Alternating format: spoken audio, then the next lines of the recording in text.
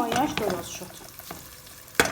گوشت چرخیده پیازدار، کورده برنج پخته شده، لپه پخته شده با رب و من سبزی ترک مرزه با یه نمک فلفل خوب.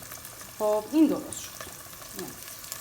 حالا این پیازداغ و رب با تفت میدیم، بعد داخلش آب جوش میدیم، میذاریم به جوش بیاد. بعد این مواد دلمه رو که داخل فلفلا کردیم میذاریم این تو تا بپزه.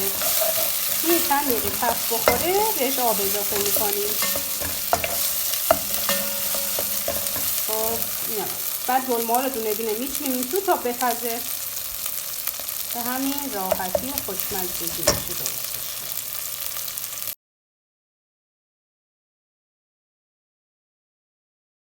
خب این دلمه رو داخلش رو فلفل دلمه‌ای رو خالی کردم که توش از این مواد بریزم.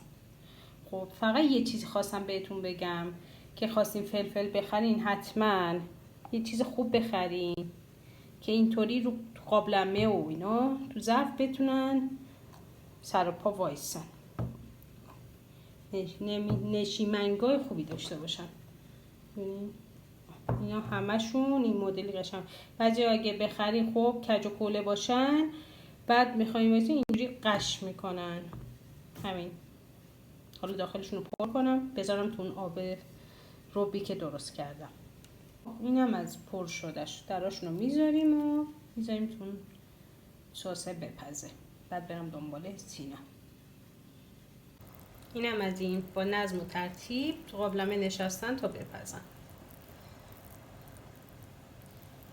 خب اینم بعد از حدود 1 ساعت زیرشو کم کردم با حرارت کم پخته.